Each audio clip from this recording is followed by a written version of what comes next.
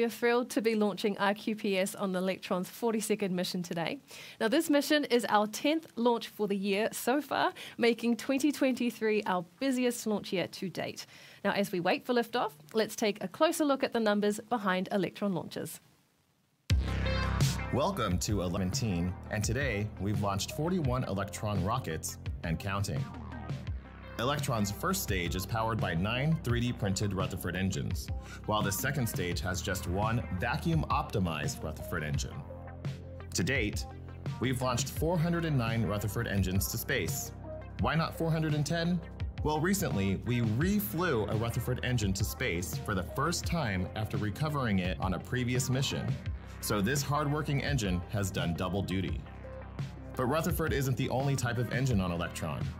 There's a single small but critical engine on Electron's kick stage called Curie. This reliable engine is used to circularize our orbit for payload deployment and can perform multiple burns to deploy multiple payloads to different orbits on the same mission. Electron launches from 3 pads. 2 are located at our private orbital launch site in New Zealand, and a third in Wallops, Virginia. So far, we've launched 38 missions from Launch Complex 1 and 3 from Launch Complex 2, with more coming up. It takes Electron roughly 9 minutes to go from liftoff to orbit, reaching speeds of up to 27,000 kilometers per hour along the way. At liftoff, Electron weighs about 13,000 kilograms, and around 12,000 kilograms of that is liquid oxygen and kerosene. More than 170 satellites have been successfully deployed to orbit by Electron, usually to an orbit between 500 and 1,200 kilometers, but sometimes all the way to the moon. And behind it all stands a dedicated team of hundreds of engineers, technicians, operators, and supporting team members who make Electron one of the world's leading launch vehicles. All stations, LD on mission. From now on, there should be no red flags in your critical LCCs. Beacon LD mission. LD Beacon. Lock auto sequence and confirm. Confirmed. Avionics batteries have switched to internal power. Ground power is disabled, vehicle is fully on internal power. AFTS is green and enabled for flight.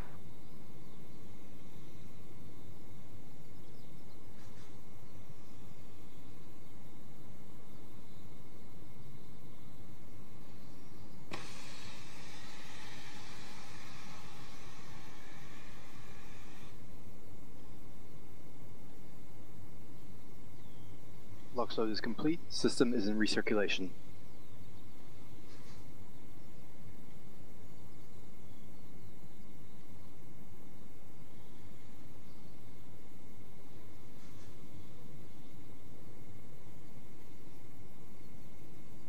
Anti-geysering is disabled.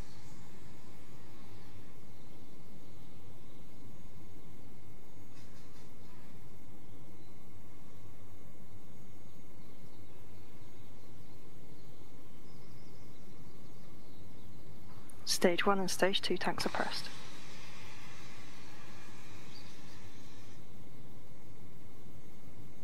High flow engine purge enabled.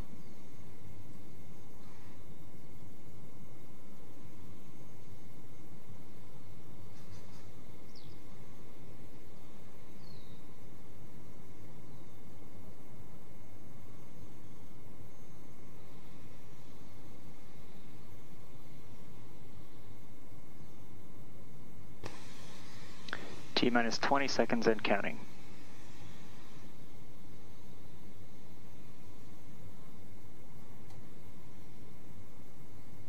Ten, 9, 8, 7, 6, 5, 4, 3, 2, 1. Liftoff.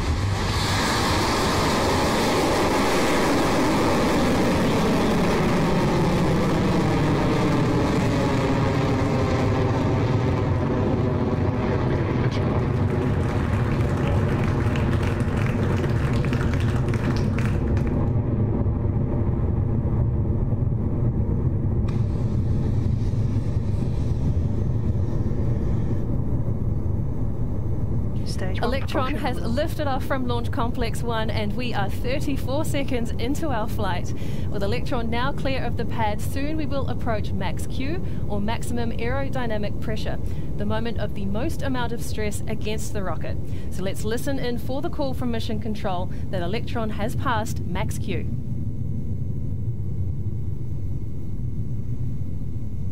Vehicle supersonic, approaching max Q. High voltage discharge nominal.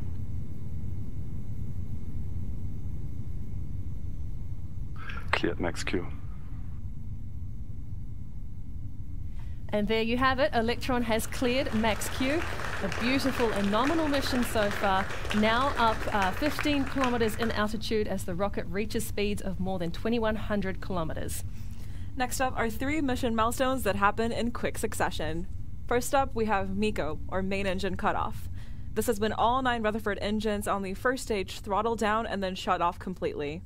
Very quickly after that, we have the separation of the first and second stages, and you'll see that main booster tank fall away from Electron's second stage.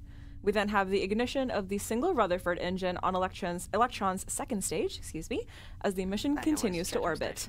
Those calls should be coming up from our operators and mission control very shortly.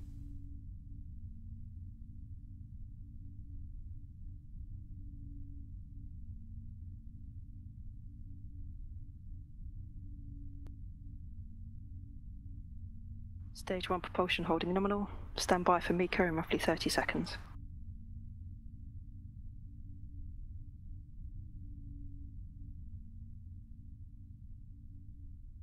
"15 seconds to MECO. Entered burnout detect mode.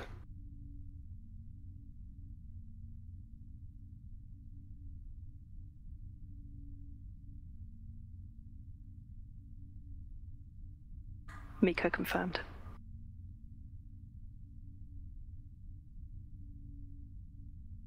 Stage separation successful. Stage 2 ignition confirmed.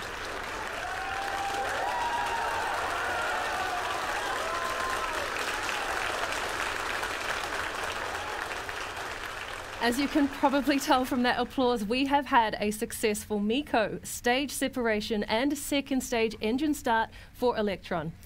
Up next will be the fairing jettison, where the 2 halves of Electron's protective fairing split and fall away from the vehicle to expose IQPS's satellite to space in preparation for payload deployment.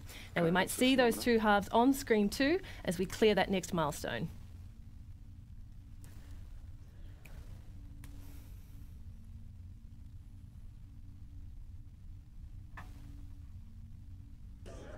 Fairing jettison succeeded. That was them there on your screen. Electron's fairing halves have fallen away as planned. At 3 minutes and 42 seconds into the mission, the single Rutherford engine on Electron's second stage continues to burn bright as we make our way to orbit. High voltage battery We have a discharge new nominal. view of the engine's nozzle that includes a nitrogen bottle that you can see on the top left of your screen, which has been introduced as part of an update to the second stage system. Now this is providing pressurized gas to the enclosure covering the second stage electrical system, helping to minimize the chances of electrical arcs. Stage 2 propulsion nominal. Soon we'll reach a mission milestone unique to Electron, the battery hot swap. Electron's fuel pumps are battery powered, and once we deplete the first set of batteries, they're of no use to us anymore, and so we swap them out with a fresh set, ejecting the depleted ones so that they don't hitch a ride to orbit. That milestone should be coming up at around 6 minutes and 43 seconds into the mission, and so we have a while to wait for that milestone just yet.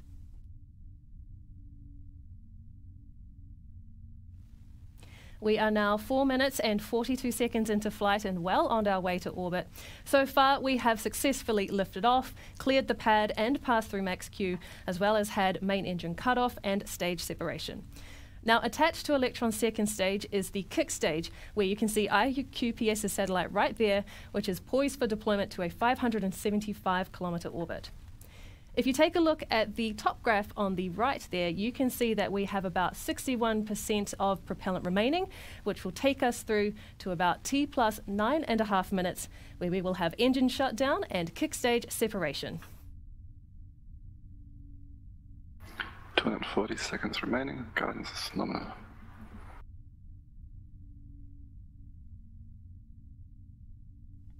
The Stage 2 Rutherford engine continues to perform nominally, and Electron is climbing steadily to its target apogee of 575 kilometers above Earth.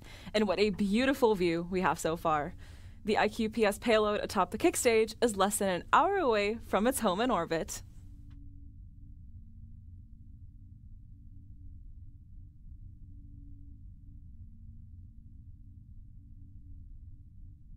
Throttling down.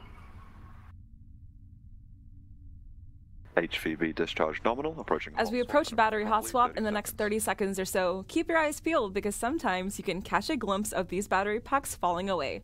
Reminder that it would look a little different than usual due to the remedial work done on the Stage 2 power pack. Let's listen in for the call out for mission control.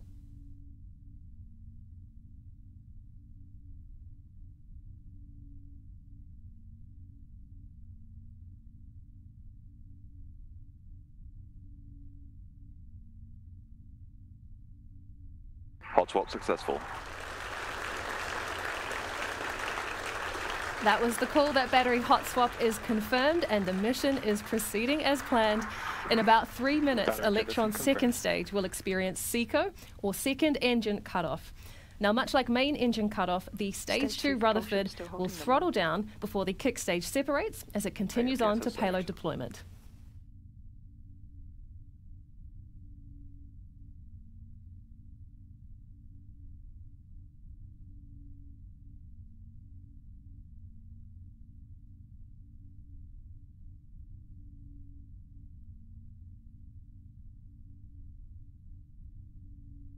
HVB battery discharge holding nominal.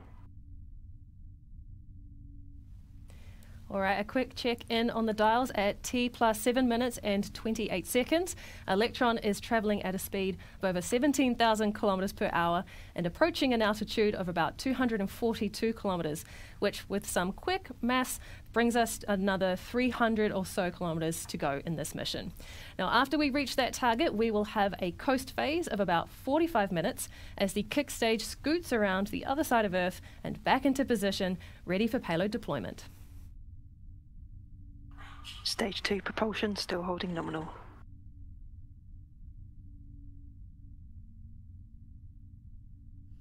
The team and mission control are closely monitoring the Stage 2 burn as we get closer and closer to SECO, or second engine cutoff.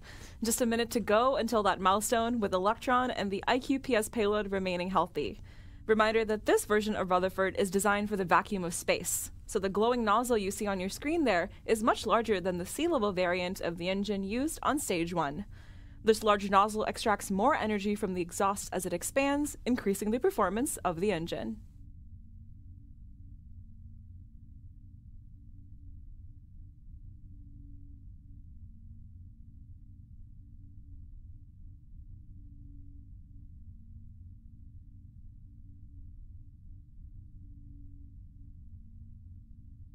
Entered burnout detect mode.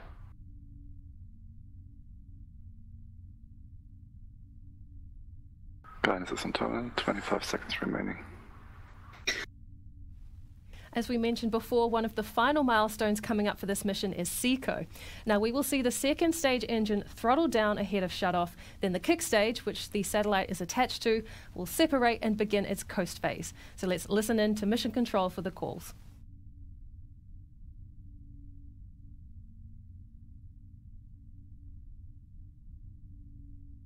SECO confirmed. Nominal transfer orbit achieved. And Stage 2 separation confirmed.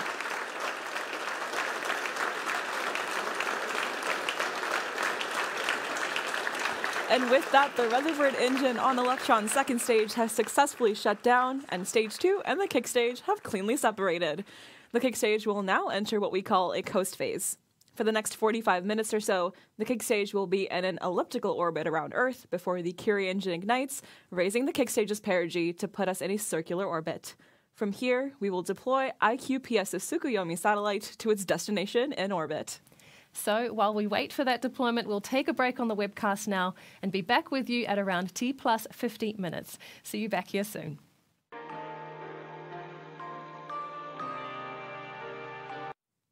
That's confirmation from Mission Control. The Curie engine has shut down. We are about 40 seconds away from payload deployment of the Tsukuyomi satellite, ready to join the other QPS SAR-5 satellite already in orbit. Let's kick it back to Mission Control for confirmation of payload deployment.